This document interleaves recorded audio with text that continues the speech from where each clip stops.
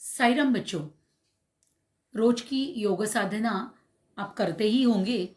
मैं जस्ट आपको रिमाइंडिंग दे रही हूँ। बच्चों, योग हमारा एक व्यायाम का प्रभावशाली प्रकार है, यह अभी आपको मालूम ही हुआ है।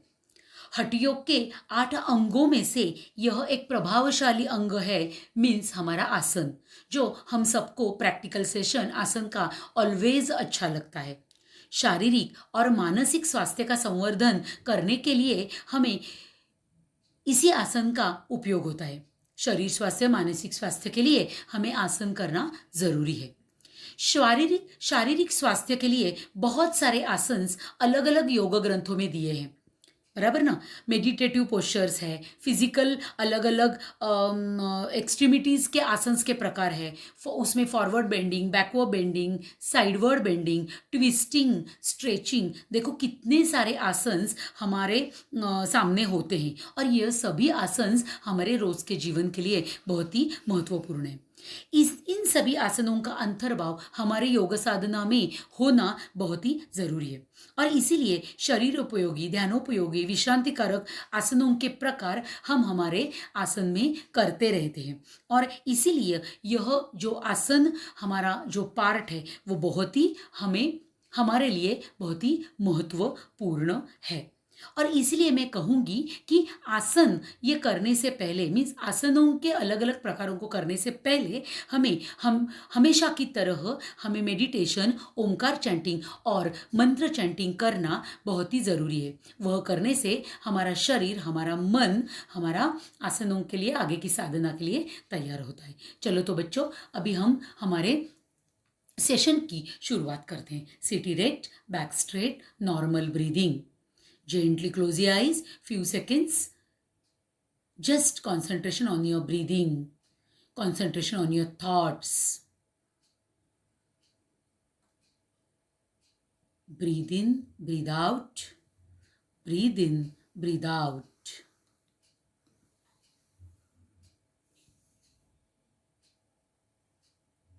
अभी हमें मीडियम स्वर में ओमकार चैंटिंग हमें करना है।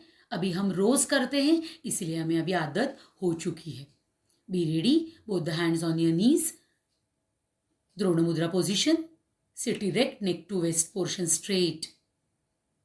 Gently close your eyes and 3 times medium voice, continuous ओम का उच्चारण. Breathe out, breathe in.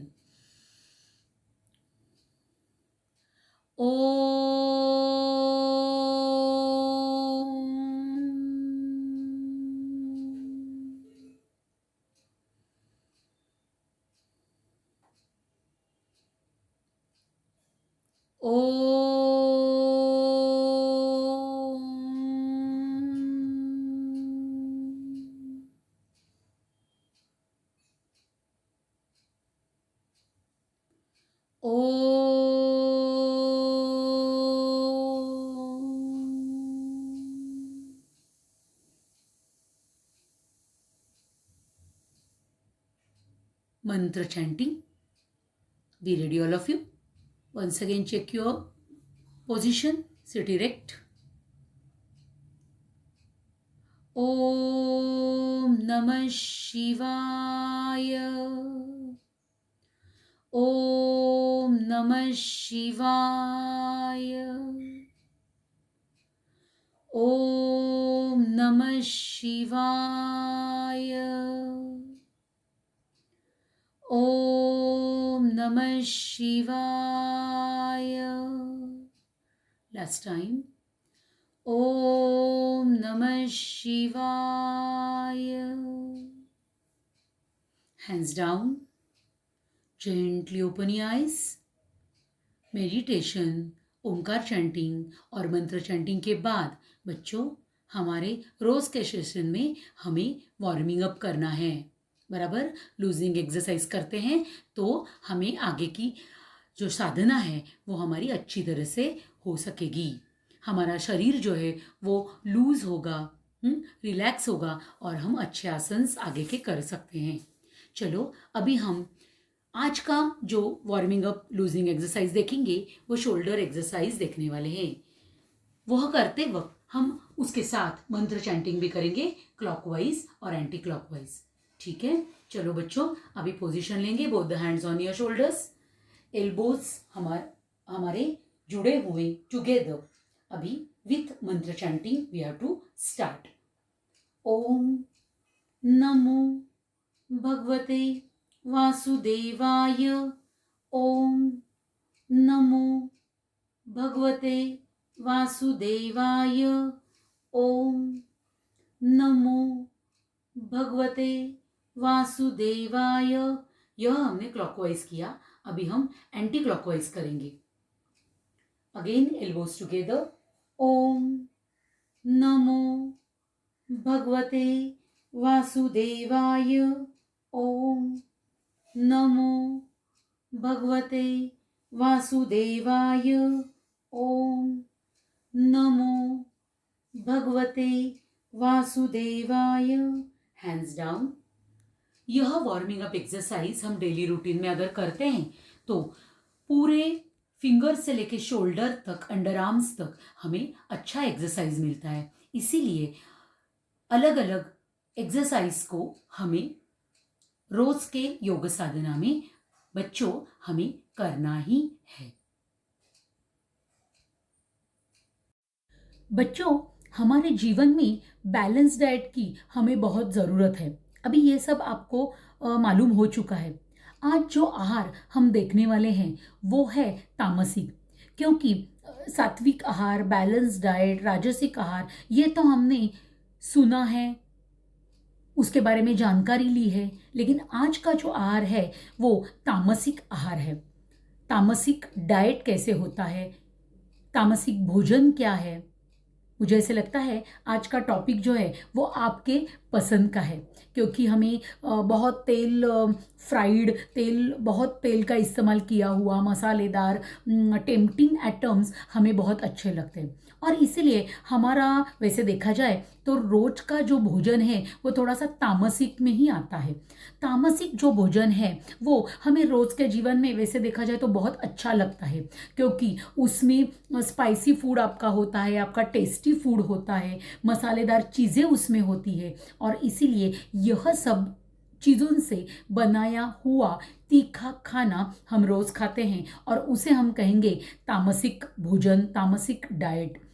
सात्विक, राजसिक, तामसिक डाइट के बहुत सारे प्रकार हैं, लेकिन इन तीनों डाइट में से हमें क्या खाना है, हमारे शरीर के लिए क्या अच्छा है, वो हमें सोचना है। हमारे शरीर प्रकृति के अनुसार हमें हमारा कौन सा डाइट होना चाहिए जिससे हमें बीमारियां न हो, यह हमें सोचना बहुत ही ज़रूरी है। अभी तामसिक भोजन वो है जो शरीर और मन को सुस्त है।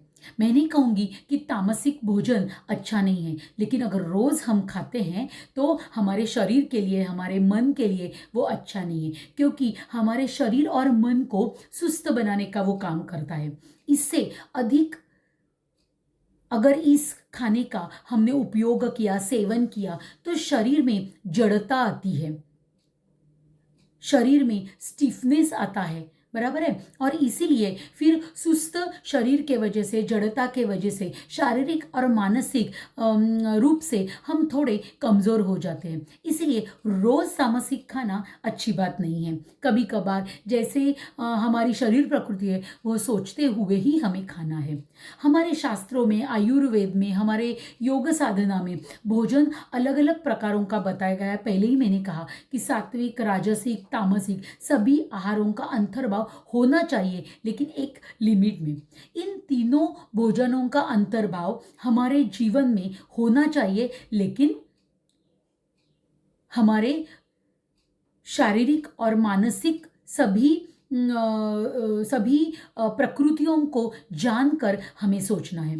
खूब मसाले, खूब तेल, प्याज, लहसुन डाला हुआ यह जो भोजन है वो तामसिक श्रेणी में आता है। और इसीलिए हम जब भी खाना खाने बैठते हैं तभी हमें सोचना है कि यह कौन से श्रेणी में आता है, वो हमारे शरीर के लिए कितना अच्छा है, कितना बुरा है, यह सोचते हुए ही हमें हमारा डाइट प्लान करना है।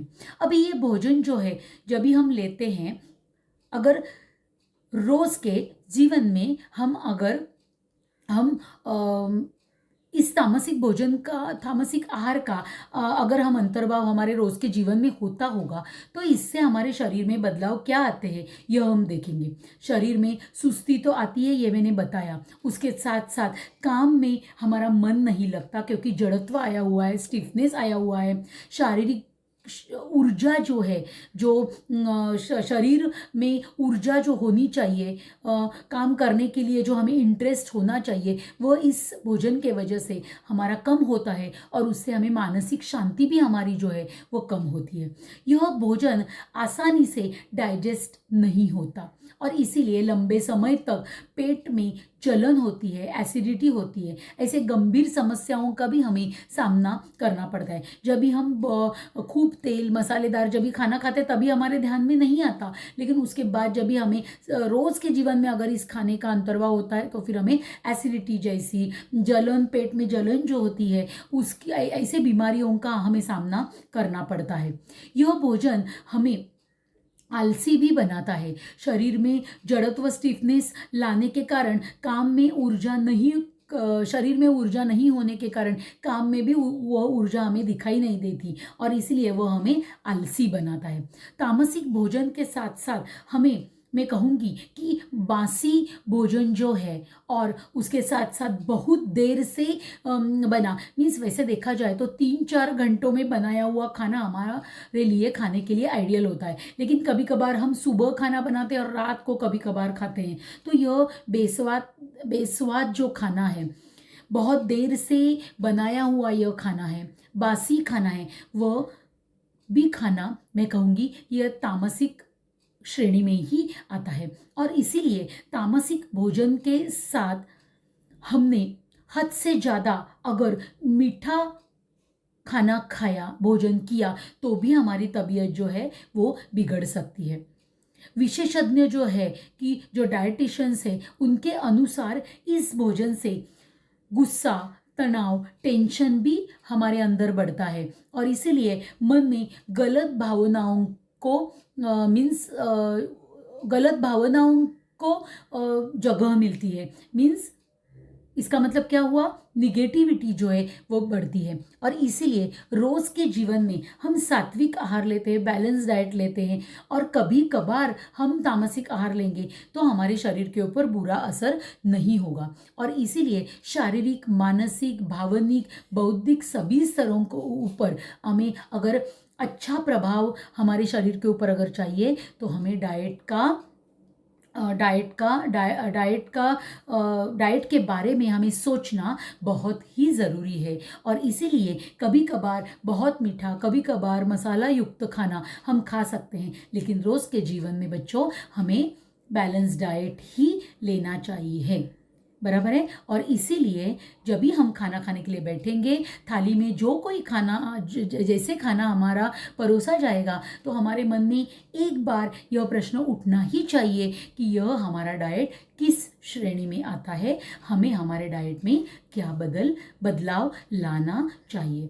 मुझे ऐसे लगता है कि जब भी हम ऐसे सोचना शुरू करेंगे तभी ही हमारे डाइट में चेंज आता जाएगा और शरीर और मन के ऊपर 100% उसका अच्छा ही इफेक्ट होगा। Thank you.